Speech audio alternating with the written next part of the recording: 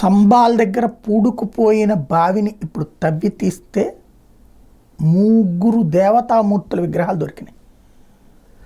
గతంలో పూజలు అందుకున్న విగ్రహాలు ధ్వంసం చేయబడి దొరికినాయి.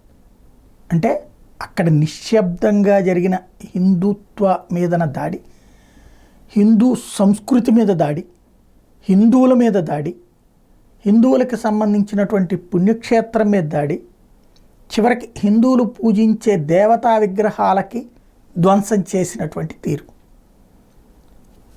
ఇంతకాలం అసలు ఈ విషయమే బయటికి రాలి. అంటే చేసిన పాపం చెప్పుకుంటే పోతుందంటారు.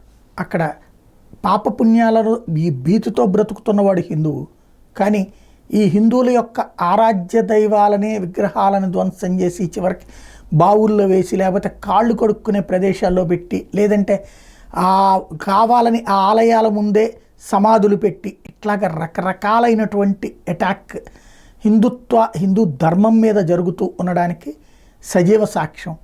ఇప్పుడు యోగి ఆదిత్యనాథ్ తెగించాడు కాబట్టి, లేదా తను పూర్తి సనాతన ధర్మ పరిరక్షణ కోసం పోరాడుతున్నాడు కాబట్టి, తను ఆ స్టేటస్లో ఉన్నాడు కాబట్టి, ముఖ్యమంత్రిగా ఉన్నాడు కాబట్టి ప్రస్తుతం బయటపడింది. లేకపోతే ఏంటి పరిస్థితి?